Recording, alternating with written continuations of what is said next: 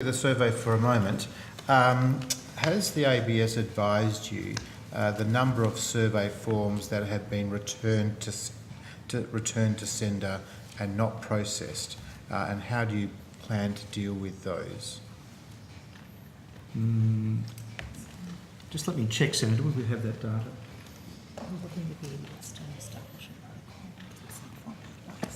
Yeah, that's right. So we are working with ABS. They haven't told us the exact figure yet, but we are working with them to establish a process as to what to do with that. As you'll be aware, Senator, election time, when we receive material back, quite often it might be a declaration vote. We can actually use that information if it's a return to sender, but this is a survey which is entirely different. So it's more in the nature of an indicator rather than a definite actionable piece of intelligence that we're using, if that makes sense. But you did provide the electoral database to the ABS, and now mail is being returned. And that's why we're working with ABS on a protocol for how we process it. And because surely that would be a great way to cleanse the roll. Absolutely, Senator. But one second. But I think you're aware of this, Senator. But the statistics about the roll are interesting because the roll is never static. When you provide the statistics, Mr. Rogers, it's always very interesting. Now worries me, Senator. I do have one other line of questioning, but not on the survey. But just without wishing this to become, part of the process of blowing this up into an issue, the roll is never static. Even at election time, the moment we close the roll, a minute later, there are changes to the roll. And my estimate, based on ABS statistics, and these are very rough, Senator, is that in Australia about 67,000 people move each week.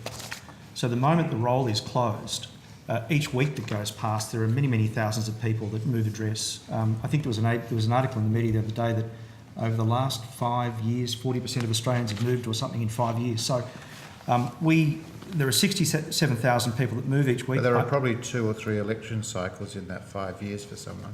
Yeah, that's right. Yep. There could be 2,500 people that die each week. So I'd like to see them taken off the roll. Which we do.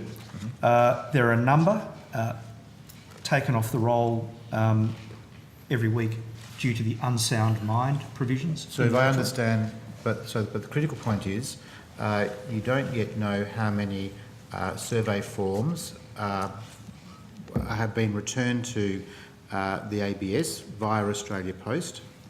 And when you know that, and as a result of that, you don't know whether or not you might use those to cleanse the roll. But that's why we're working on a protocol right now with the ABS to make sure we do. And I know that you know this, Senator, but allow me to say it. The roll is currently in the best shape it has ever been in.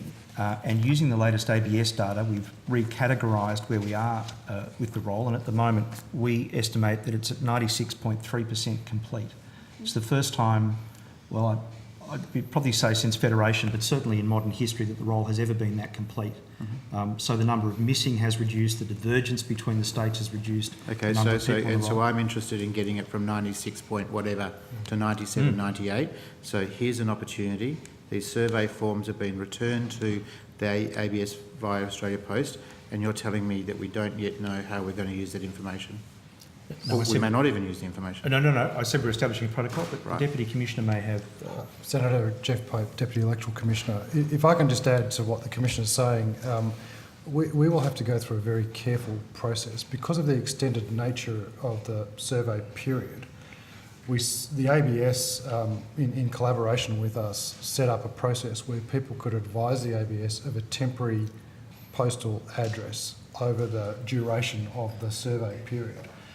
So a number of those returned envelopes could well be as a consequence of people moving around temporarily during this period. So it won't be absolute. We will have to go through a very careful process when we do eventually get that data and investigate it carefully to try and ascertain whether it's a genuine change of address or whether it was a temporary change of address for the purposes of the survey period. If it fits, because I don't recall when is the end of the period for responding to questions, but if the deadline for response to questions fits and you have been advised of the quantum of the number of survey forms that have been returned to the ABS. Could you provide that on notice to us? Yes, we can. If your protocol has been established? Yes, we can. We'll provide that to you, sir. Yep, great. Finally, I'm just curious, I'll only take like a few moments. Who's the author of the electoral pocketbook and what's the internal process that it goes through? I'm now worried about the answer to that question, but I'm... You won't be surprised where I'm going to go. Yeah, I'm the Commissioner, so I take responsibility for the publications. Right. I was curious to read in this year's electoral pocketbook that's just been advised about advisory referendums. Advisory referendums? Yep, at page 100. And the term and explanation of advisory referendums does not appear in the previous electoral handbook, pocketbook, nor the one previous to that. And I'm just wondering where the term advisory referendum has come from. Mr Peroni, you're probably the expert. I'm just going if to it's ask to be Mr. found Peroni, anywhere, Mr Peroni will find it. I believe it covers such things as the national anthem referendum. Which was a plebiscite, a voluntary plebiscite. Or in Mr Withers' bill to the Parliament in the 1970s, he referred to it as an unofficial referendum. But if you go down, that's the heading at the top. The first sentence says, an issue put to a vote which does not affect the Constitution is called an advisory referendum or a plebiscite. Yep. They're So then using in it in the alternative. I think, Senator Smith, my memory serves me because the 1916-17 plebiscite referenda, they weren't compulsory. Voting, of course, wasn't in place then, but they have occasionally been referred to as those terms, at least So in my what studies. I'm interested in here is the evolution of language. Yeah. Because when you go to the Hansard, and I've done a search on the Hansard since 1901, you very rarely come up with the term advisory referendum. We have plebiscites in this country which are national polls, which may be voluntary or compulsory, and we have referendums, which are the mechanism to change, or constitutional referendums, which are mechanisms to change the Constitution. But I'm more curious about where the term advisory referendums has come from and why we're using that now in the pocketbook.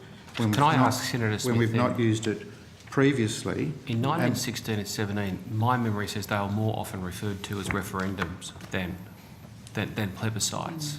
Is that... Oh, you have searched the Hansard, I haven't. That's right. So then what I'm more concerned about is that the term advisory referendum then finds itself in the Parliamentary Education Office material.